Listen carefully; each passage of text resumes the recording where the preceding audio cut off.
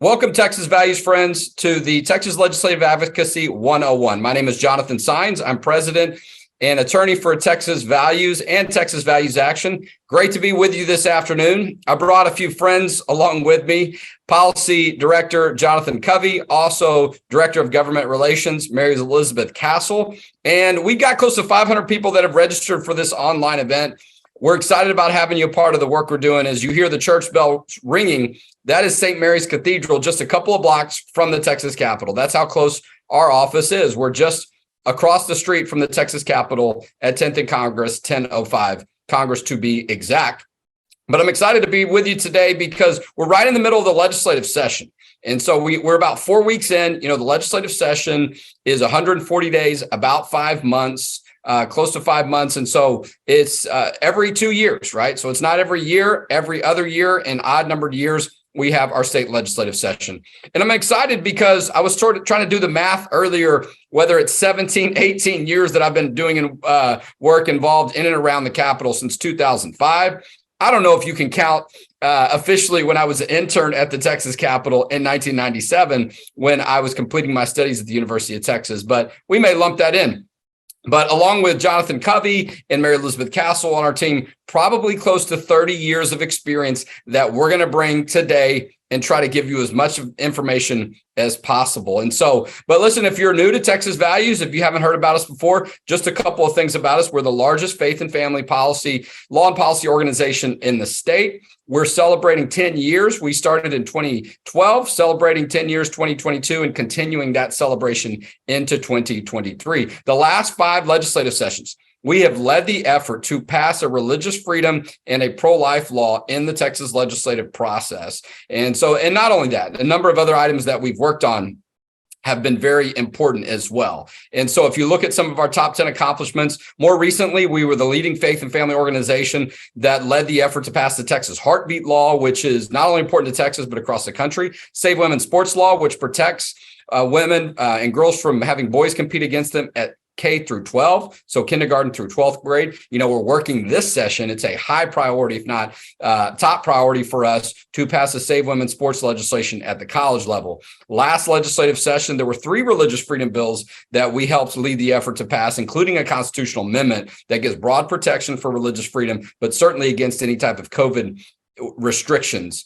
As well, going back, pastor protection law, as well as the Merry Christmas law, a lot of things you'll see on this list here, Save Chick-fil-A religious freedom law, and a lot of things related to other areas of freedom, parental rights, and things that many of us care about as Texans. And so I'm excited to continue to be a part of this work, to lead it. We've got a great day coming up, Texas Faith and Family Day. You can still sign up for that. It's only $5 to attend this event. That covers a box lunch. We're going to be at the Capitol all day. Abby Johnson's going to be there, pro-life leader. Riley Gaines, who is a female collegiate swimmer, a NCAA award-winning champion. She's going to talk about the Save Women's Sports issue. Corey DeAngelis is going to talk about school choice. We're going to have a lot of other leaders there, and there's going to be hundreds of people from across the state. One of the biggest days during the legislative session to focus on the issues of faith, family, and freedom. And then we're going to connect you with legislators at the Texas Capitol. But I'm excited that I don't do this work by myself. I've got a great team, so I'm going to turn it over to our Director of Policy, Jonathan Covey. Thanks, Jonathan. Appreciate that and the introduction so much, and always proud of you as the leadership of Texas Values and what you bring for the organization. One quick housekeeping note. We'll be taking a few questions at the end of this time. So if you would, if you want to submit a question, if you would submit it in the Q&A function on the Zoom portal, and we'll have the back end staff monitor those questions, try to get to as many as we can. But here we are. We like to say at Texas Values, government belongs to those who show up. You want to make a difference, you've got to be where the action is. You have to be prepared, or at least you have to support an organization that is prepared and that does show up. And here at Texas Values, that's what we do. As Jonathan was talking about, you can see the view from our building, from our office here in the Capitol in Austin. It's really a grand view. It really reminds us every day that we're the tip of the spear on issues of faith, family, and freedom. For over 100,000 supporters, it's literally just a few steps outside of our door to get to the Capitol, and this allows us to be at the Capitol every single day of the legislature and to advocate effectively. And speaking of advocating, in order to be able to advocate at the legislature, you need to have a general understanding of how it works. And what I'm about to give you is like a 15,000-foot view, but it'll help you feel more comfortable with the entire process, basic though it may be. And if you come away from this feeling even slightly more comfortable with the process, I'm going to feel like I've done my job. So a lot of state legislators and federal legislators, federal legislatures, they meet every year. However, the Texas legislature, we meet every 2 years, and we meet for 140 days. So with such a brief time period to formulate a state budget, to pass new laws, to change existing laws, it's a very, very fast process, and it can be very confusing. So let's take a look a little bit, and you can see in this graphic a little bit about how this process works. And I'm not going to go completely step by step, but let's talk a little bit first about the House. We have the House and the Senate in the Texas legislature. So on the first day of each regular session, 150 members of the Texas House of Representatives come together, and they choose one of their members as the Speaker of the House. However, sits in the Speaker's chair is the presiding officer of the House. They're going to keep order. They're going to recognize members to speak during debate. They rule on procedural matters. And because the Speaker is a member of the House, the Speaker can vote at any time, or the Speaker can withhold their vote to cast a deciding vote in case of a tie. So the Speaker appoints committees, and we'll talk about committees in just a minute. And the Speaker appoints committee chairs, vice chairs. Representatives in the House serve 2-year terms, so they can work up to 3 committees at one time. That's what's allowed under the House rules. Currently, Representative Dade Phelan from Beaumont is the current Speaker of the House for the 2023 legislative session, just like he was during the 2021 legislative session as well. And then over on the Senate side, the Lieutenant Governor is the presiding officer of the Senate. And Lieutenant Governor is chosen by the voters. He's not chosen by the 31 senators in the Senate. The Lieutenant Governor is the second highest ranking officer of the executive branch of government, which includes the governor. And like senators and the governor, the lieutenant governor serves for a 4-year term as well. Lieutenant governor can't vote on legislation unless there's a tie or when the Senate convenes as a committee of the whole. Lieutenant Governor Dan Patrick is our current lieutenant governor. He was reelected just recently in the last election to another 4 years.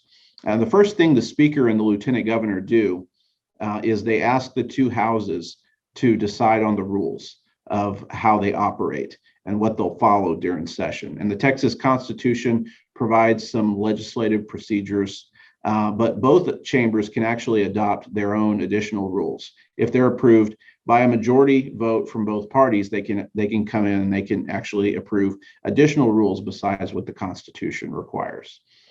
After rules have been adopted, the legislature starts to consider bills. These are proposals basically to change state law or add new state law or amend state law. Ideas for bills come from all over. They come from representatives themselves and senators. They come from constituents, special interest groups, even nonprofits like Texas Values. So once a bill has been, an idea has been hatched and a bill has been written, a member of the House or the Senate, they do what's called, they introduce it. They file it and they introduce it. And a representative and a senator sometimes will work together to introduce similar bills in both houses at the same time. And then there are particular bills out there, such as bills that raise taxes or raise money for the state. They all have to start in the House. They can't start in the Senate. So I told you we were going to talk about committees. What's a committee? A committee is a group of legislators that have been appointed by the head of their respective chamber, either the House or the Senate, to hear and make recommendations on bills related to specific issues and whether or not the larger body should take a vote on that bill. The chair of a committee is a person who decides when the committee will meet and which bills it's going to consider. House committees have several different kinds of meetings. They have public hearings, which is probably what you've heard of most. That's where testimony is heard and taken from members of the public.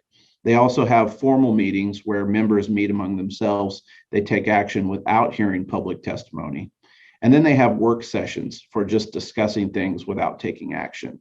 In the Senate, the testimony can be heard and official action can be taken at any committee hearing. So the Senate is a little bit more flexible. Public testimony is usually sought out on bills that citizens have a chance, so that they have a chance to provide input. They have a chance to come and testify in front of these committees. Oftentimes, the version of a bill that comes out of a committee is different from the one that was originally filed because the committee makes changes to it. So the new version is called a committee substitute or committee draft. So after considering a bill, a committee can do a couple of things. They can take no action, or they can issue a report on the bill. The report expresses the committee's recommendations regarding what action they think should be taken on the bill. It usually includes a record of the vote. It includes the committee's version of the bill text and a bill analysis, which is kind of a layperson's explanation of the bill. Sometimes it includes a fiscal note, which tells what the cost or revenue would be to the state. In the House, the committee report goes. Let me change over because I'm supposed to be on the next one.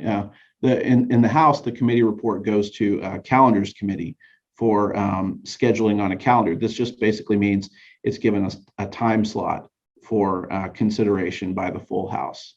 So this whole process of getting through a committee is for the purpose of having a bill considered before the full body of the House or the Senate. And the actual floor vote is actually a complicated process in and of itself, and it goes kind of beyond the breadth of this training, and it goes into conference committees and other things. But to boil it down, the bill needs to pass by a majority in both chambers before it's sent to the governor for either the governor's signature, if the governor wants to enact the bill into law, or the governor's veto, which basically kills the bill. So that's kind of a little bit of an explanation of kind of how the legislature works, a high-level overview, as well as how committees work, because the committees are where a lot of the work actually happens. And I want to bring in my colleague, Mary Elizabeth Castle, to talk a little bit about how to interact in committees, how to plan your time and be able to be effective as an advocate of the public coming in to testify about a bill. So, Mary Elizabeth. Hello, everyone. You've probably heard a lot about how to get involved at the legislature, and making sure that you have your voice heard is very important. Excuse me, is the sound, can you hear me? Yep. All right, it's very important. And so if you want to get involved at the Capitol, it's very key that you are very organized so you don't miss out on your opportunity to share with your elected officials. So some very good advice that we want to give firsthand is to plan your time. You want to arrive as early as possible. If the hearing starts at 8, make sure at the very latest you're 15 minutes early to the hearing, so 7:45 at the latest.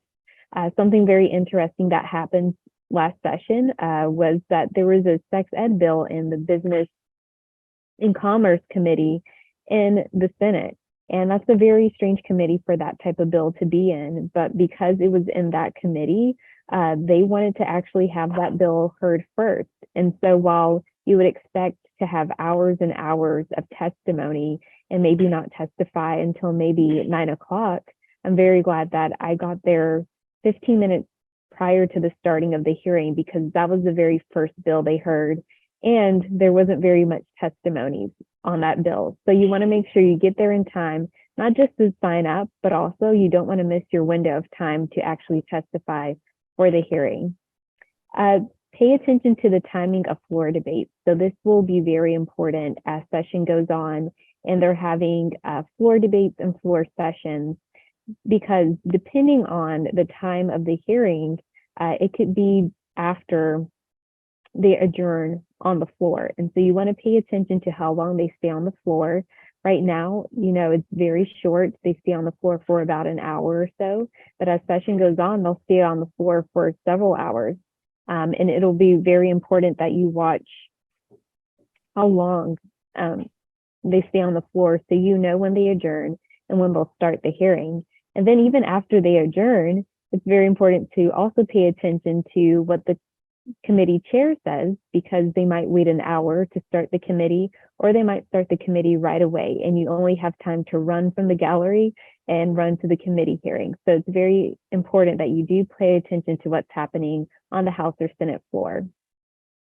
And then we want to encourage you to stay until the end of the committee, because it can be very helpful and beneficial to you. And we understand that many of our supporters do have a lot of obligations, whether it's family or other professional obligations. And so we want to be mindful of that. But sometimes it's important to stay until the very end, because they will vote a bill out of the committee at the very end of the hearing.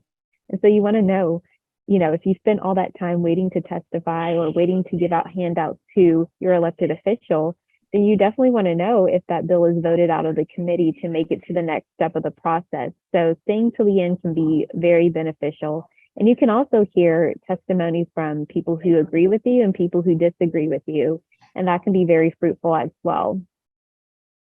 We also wanted to add a little helpful tip, is that you can sit in an office to wait for a legislator to return. So if you're visiting, offices, feel free to sit there, to wait until they return. Or some legislators are really friendly, and if it's a long day of a lot of hearings, then they will allow their supporters to sit in their office to wait, because these committee rooms can be quite cold, and you can't really eat or drink in them. So sometimes it is good to find your elected official or an elected official supportive of your issue, who will let you sit in their office for some time if it's a very long day at the Capitol. So next we will talk about hearings. So this is a part that we definitely enjoy here at Texas Values, but I think is very important for you as a citizen to really engage in, and that's, providing verbal testimony. As we said, arriving early is very important before the committee is set to start, because if you want to sign up to testify, which we'll talk about later on, then you want to make sure that your name is either on that kiosk or on that testimony card, sometimes for the Senate, and that you're on the list to testify, because there's very little mercy for you signing up to testify later. So that's very important that you get there early, so you can sign up to testify, and so you can find out where your committee room is, because as you'll learn, they will have committee hearings sometimes on the Senate floor if it's the Senate, but also in the extension of the Capitol if you've ever been to the Capitol before. And so it's very important to be able to find your committee room as well. Now we'll talk about how to sign up to testify. And this is why you need to show up early, because you need to be able to locate the kiosk, and you need to be able to know how to enter your information and sign up for the correct hearing. So in the House, and sometimes in the Senate too, they have these little kiosks in the Capitol extension. They'll be pretty easy to locate. They are set up in these little cubbies in the extension, and you can go to these kiosks in order to sign up to testify. What you will do, you will look for your particular committee. So whatever bill that your committee is in, you will want to look up that particular committee, and then you will scroll down to the particular bill you want to testify for or against for. They will then ask for your name, they'll ask for your address, and then they'll ask if you're associated with any group. And most likely people are not associated with the group, they're just testifying as a citizen. That information is then given to the clerk, and when it's your time to testify, they'll be able to call your name and you'll be able to testify. Now, the Senate has the very same thing. They tend to be on the opposite side of the extension of the Capitol. However, for some Senate committees, they do have testimony cards. So you want to be sure to get there early enough to find out if they require a card in the Senate or if they want you to sign up on the kiosk. If they want you to sign up with the card, you will then go to the desk where the clerk is. You'll fill out a card and you will write the bill number you're testifying on. You'll put whether or not you're testifying for or against, and you'll also put the same information of your name and your address, and if you represent any group. And I also would like to add, if this seems kind of hard to visualize just with words, we do have a picture right here, but we also have a video on our YouTube channel. If you go to the Texas Values YouTube channel, then you will be able to see a video where members of our team explain and show you and walk you through signing up on the kiosk.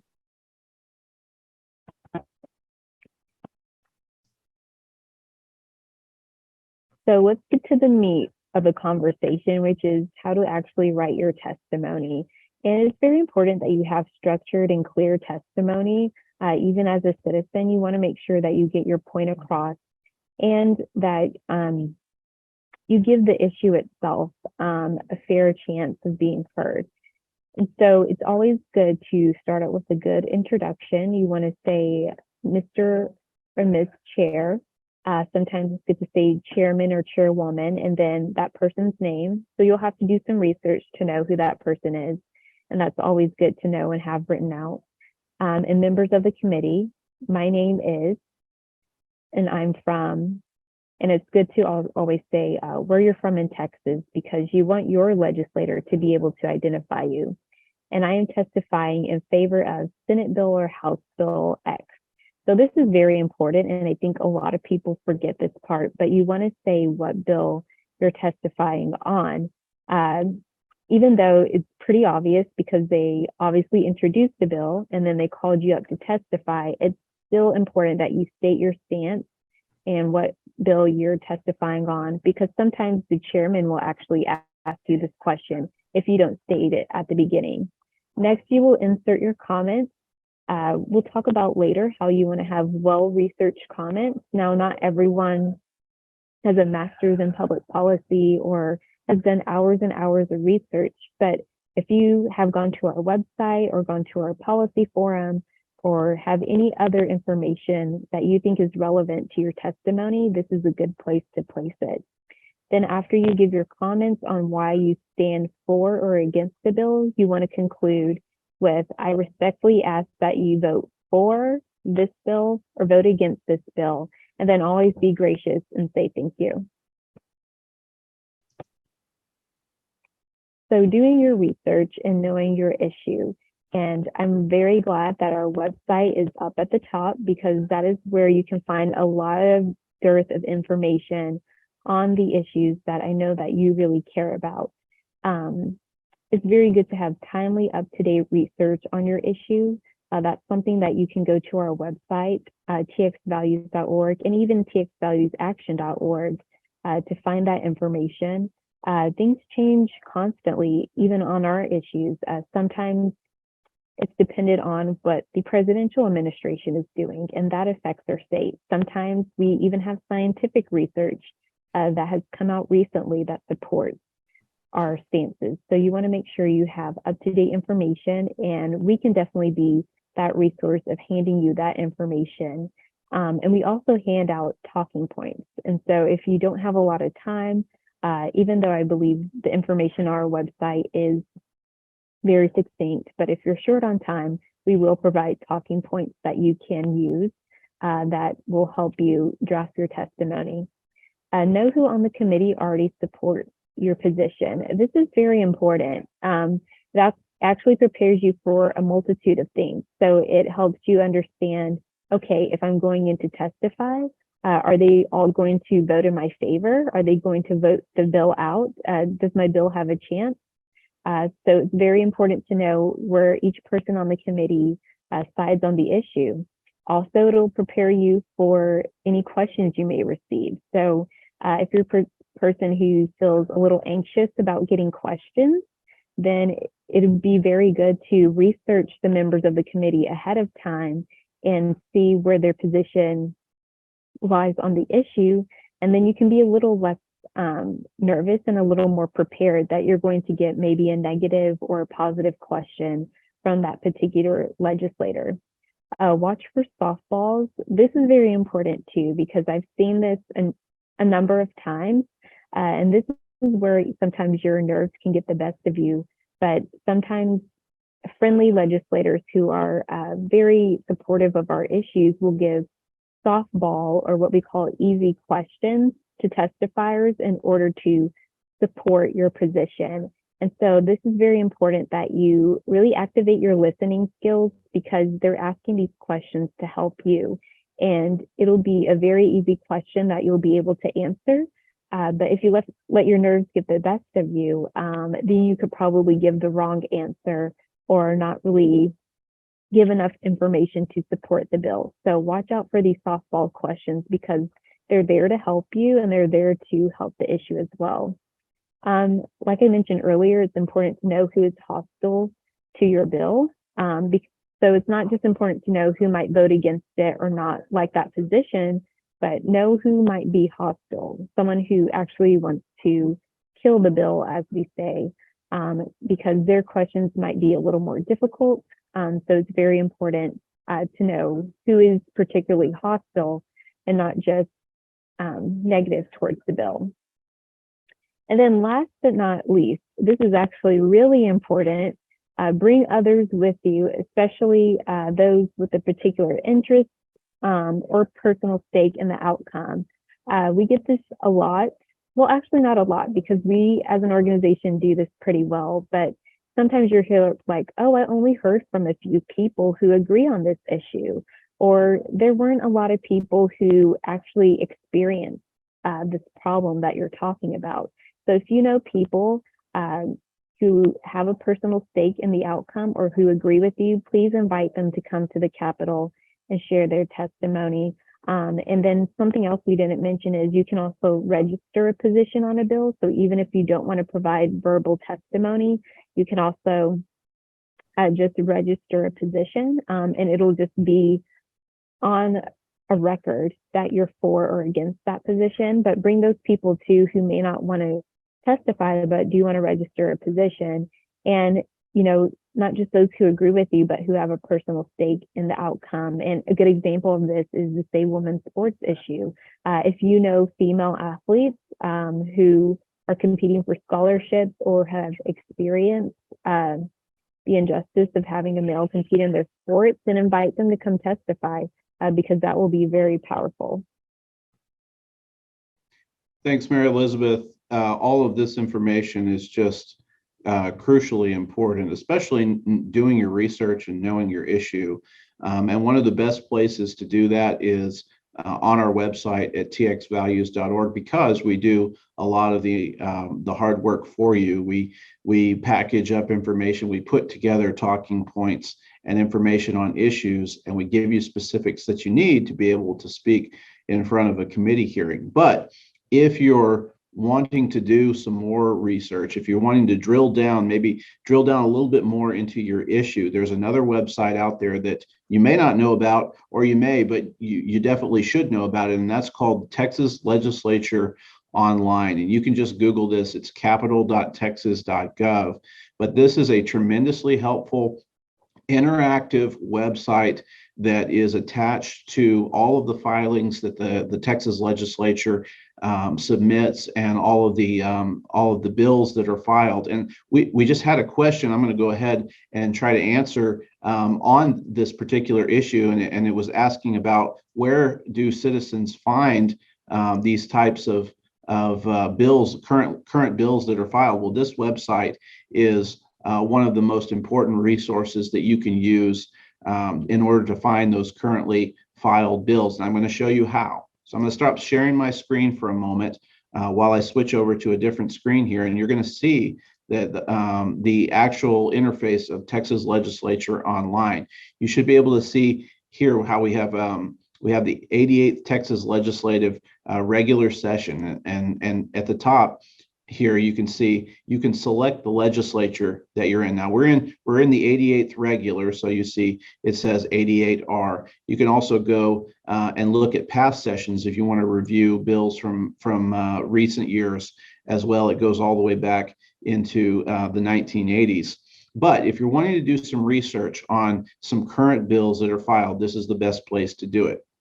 If you want to look up an individual bill, one of the best ways, if you already know the bill number of the bill, and we'll give you some bill numbers later on that you can go and look at, but if you already know the bill number, the best place to look it up is right here. You can click on bill number, and then you can put your cursor in this search box and type in HB or SB. It stands for House Bill or Senate Bill, and then you can put in the number. So I'm going to put in House Bill 23 and click go. And you'll see that it's going to bring up House Bill 23.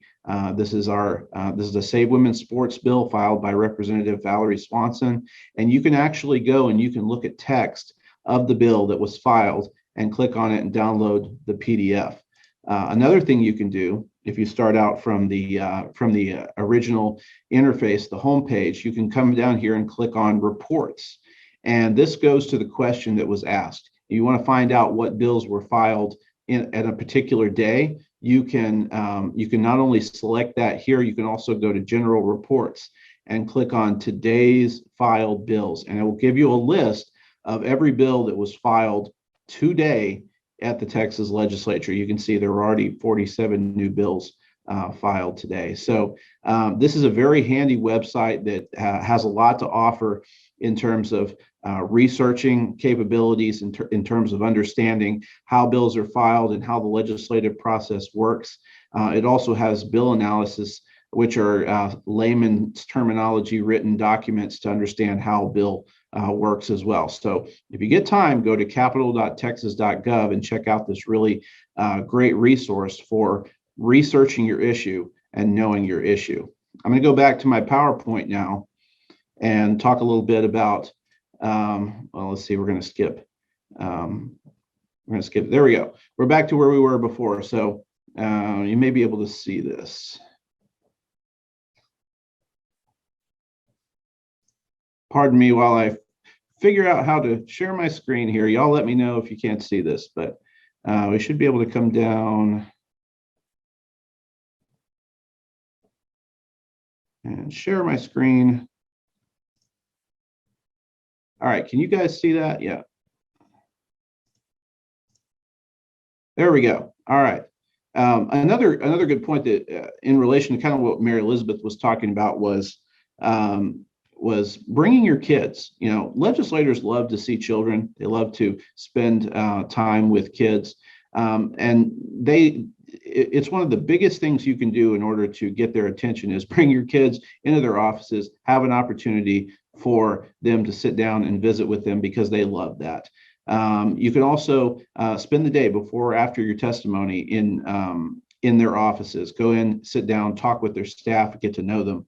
And then finally, when you're looking especially at members that you're not sure whether or not they are on a particular issue, those are the members that are most crucial in terms of advocating for your issue. If you already know that your representative is good on your issue, go and target a fence sitter. Try to kind of help them understand what your issue is, or help understand what their objection is, so that you can go and you can help solve that for them. But children receive a lot of attention. Target fence sitters and spend the day in their offices. Finally, respect the staff and follow up. Staffers are the eyes and ears for the legislators. They do everything, oftentimes for the legislators, down to getting them coffee, but also filing bills, drafting bills. They oftentimes know the legislation as well or better than the members themselves. So they're really important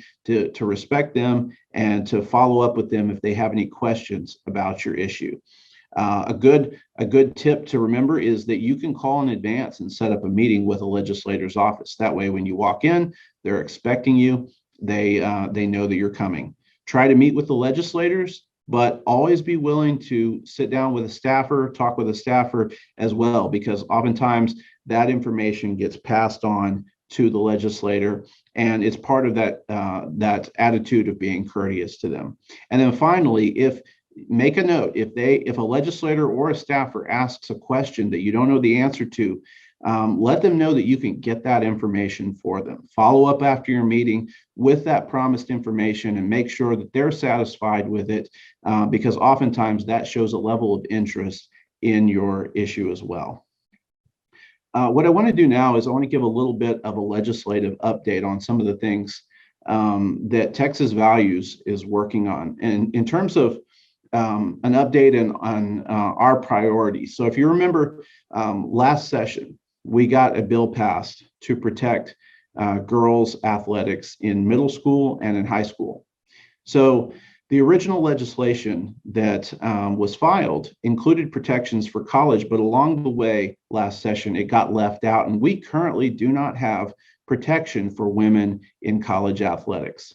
And this is a major problem because not only are women missing these types of opportunities for scholarships and for fair competition, but women's sports is effectively being erased and rewritten. And Title IX, which is the very statute that's supposed to be protecting women in sports, is being rewritten as well. When you look at elite runners or athletes, whether it's sprinting 100 meters, racing many miles, once athletes hit physical maturity, the best men have anywhere from a 9 to 12% advantage over the best women in the elite athlete category. Fortunately, there's a ton of momentum on our side at this time. And that's due in large part to Leah Thomas, formerly Will Thomas, the University of Pennsylvania swimmer, who just dominated the women's swimming competitions last year. Everybody knows now, because of Leah Thomas, that this situation is not hypothetical. Men are actually taking trophies away from women. And this fact has just given an unbelievable amount of impetus to this issue. Senate Bill 649 by Senator Middleton and House Bill 23 by Representative Valerie Swanson are two of our top priority bills this session to uphold fairness in women's college sports. And if I can switch to my next slide here, let's talk about gender modification. Why do we need that? Because this is a priority for us. Banning gender modification procedures and treatments for minors. This is important because these treatments and these procedures, they're permanent and they're harmful, and kids simply don't have the maturity or forethought to recognize the harm or what they would have to endure for the rest of their lives. We don't let kids buy cough syrup over the counter. We don't let kids get tattoos.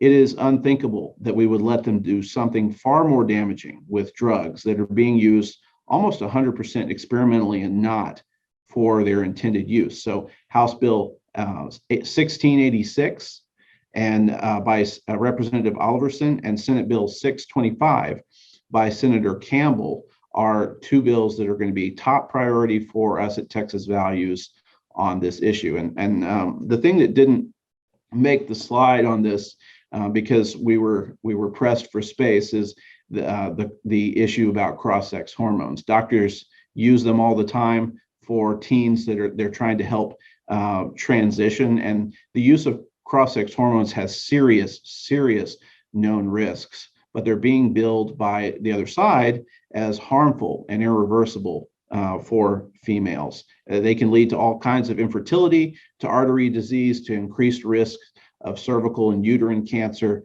There's so much danger in these drugs.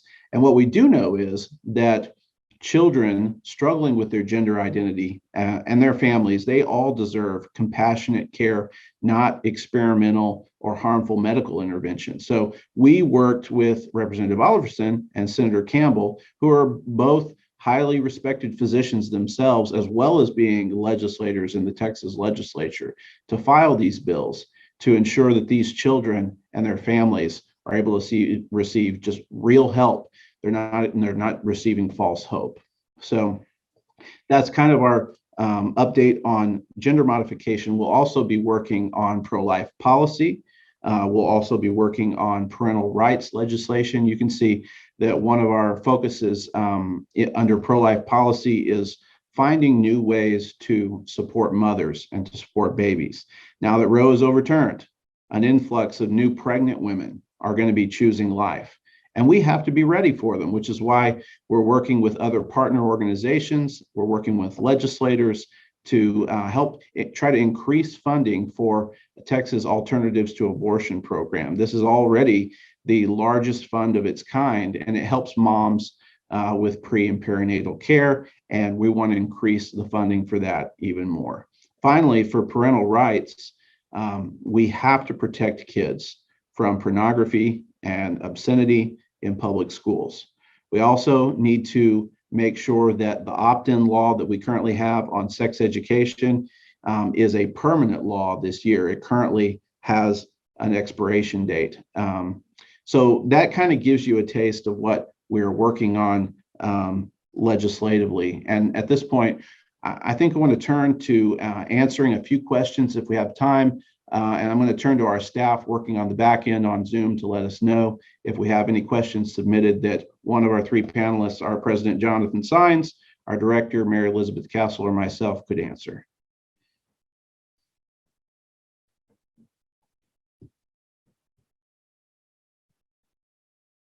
And let's check the Q&A.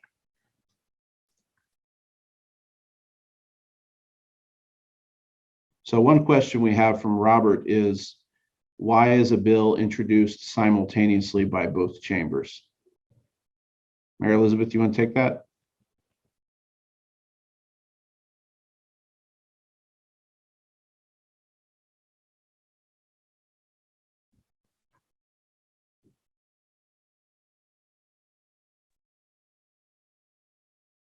Can you hear me?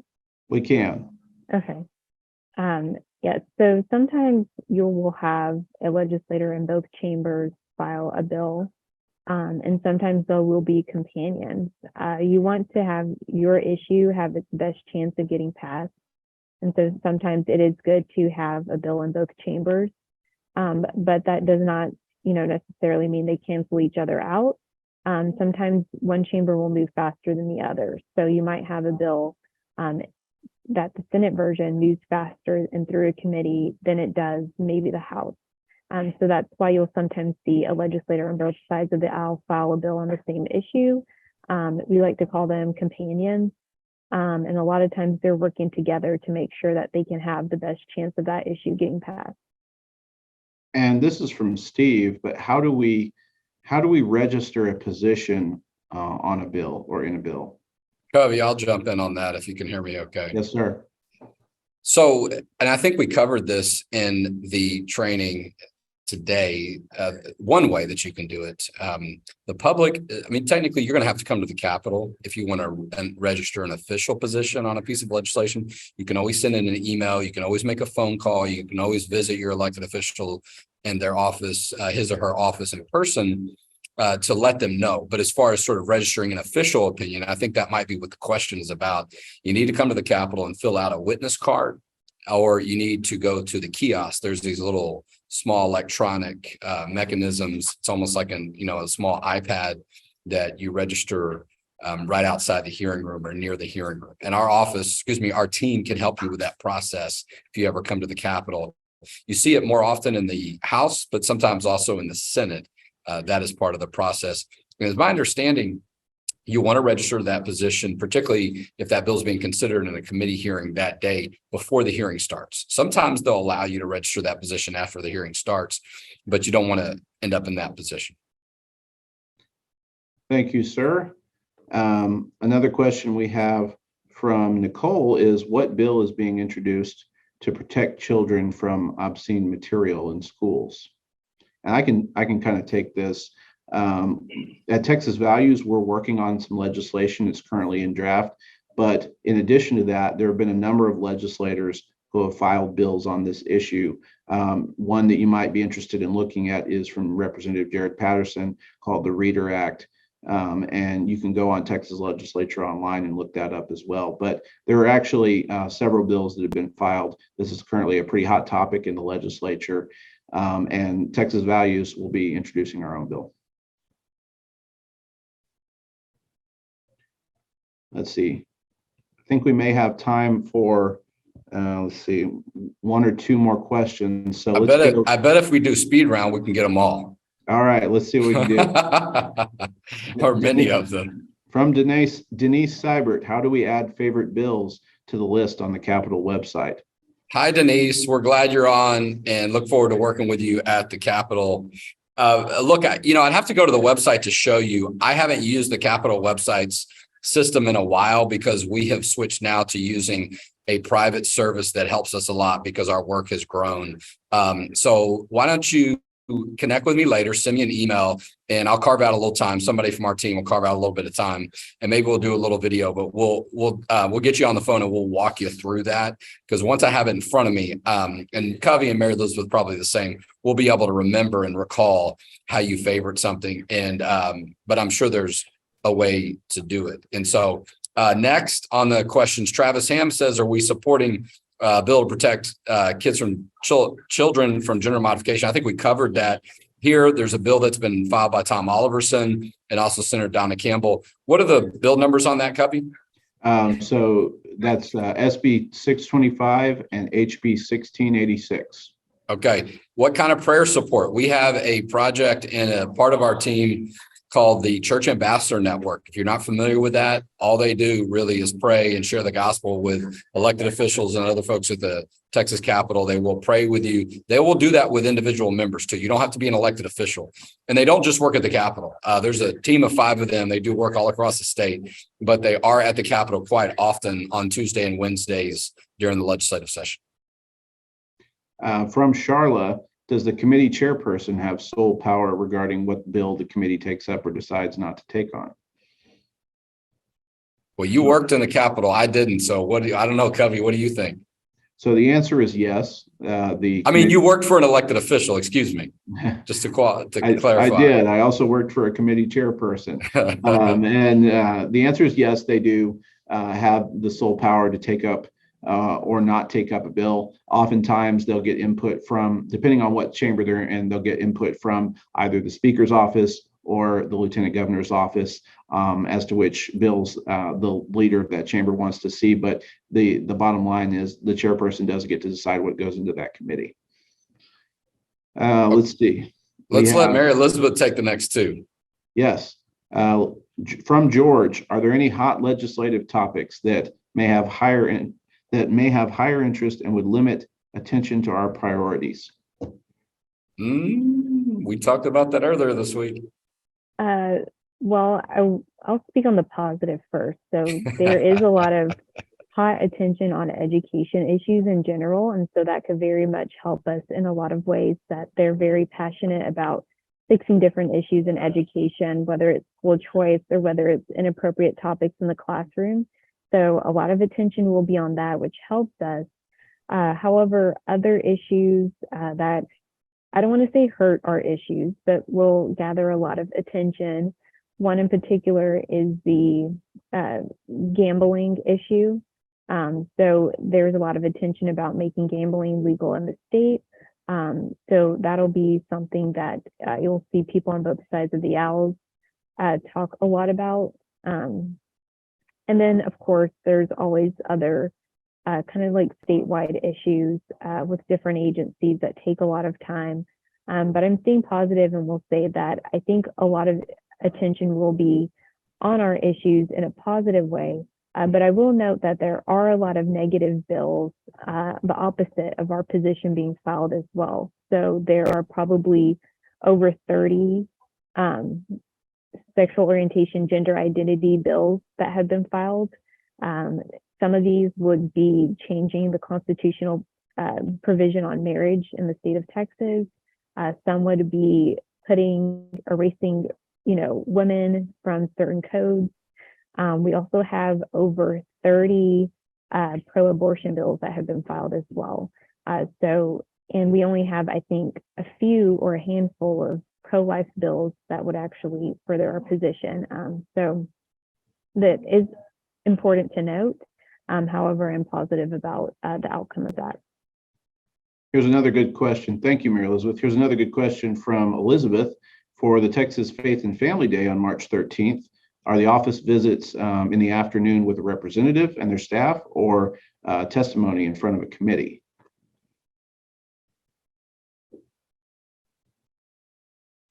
The question was, what are we doing on Faith and Family Day? Yes. Yes. So on Faith and Family Day, that is your chance to come to the Capitol along and gather with our team, along with other coalition partners and their team. And we'll give you a briefing on our different issues and bills in the morning session. And then hopefully we will have a rally around noon where you will get to hear from elected officials, talk about different issues that you care about. And in the afternoon portion, which I think you're asking about, is will you be going to offices? And yes, you will. And so we'll equip you with one-pagers and talking points to give to your elected official and any others that you would like to visit in the Capitol about our issues and about bills that are important to you. Now, will there be a hearing on that day? We can't arrange a hearing on our issue on that day. If that were to happen, we will let you know. But the focus on that day is you going to the offices and talking about your issues with your elected officials. All right. Covey, we're a little short on time. I'm going to see if I can zap out 3 or 4 just so people know that we appreciate them asking some questions. Go ahead. How about medical freedom or voter security? We support both of those. Those type of issues will take place in a number of different types of bills, as far as making sure the government is not forcing people to take vaccines or forcing your school and things of that nature. Somebody we're meeting with right after this meeting, Brian Harrison, Representative Harrison, is taking the lead on a lot of those issues, but other members are as well. And election integrity, those things we will be handling. We already talked about registering a position. What the abortion pill protocols, bill passed last session. Aren't medical abortions illegal no matter what the Biden administration wants? It's not that simple. And right now we've got some litigation that's going on, that complicates that issue. It does help that we have a state law in place, but I don't think it's going to be enough. So you're likely to see us trying to address that issue in a variety of different ways. Susan, if you want to help us with that, please let us know. We'd love to have some volunteers. Abortion pill reversal. You're right. We don't hear a lot of information about that as far as legislatively, but there is a lot of talk about it. I know Live Action, other groups have done a lot of work on that. So there might be an opportunity for us to do something that during the legislative process, whoever that was, I forgot your name, send us an email. We'd love to try to work with you on that. Are there any groups already organized to testify on key bills? Absolutely. We're in coalition with a lot of different groups. You're going to hear a lot more from those groups on Faith and Family Day. But if you pay attention to our work on social media, you'll see us talk about other groups that we're working closely with. If you see some of the sponsors already on our Faith and Family Day website, those are some of the groups we're going to work closely with, but not the only ones. So are we taking a position on election integrity bills?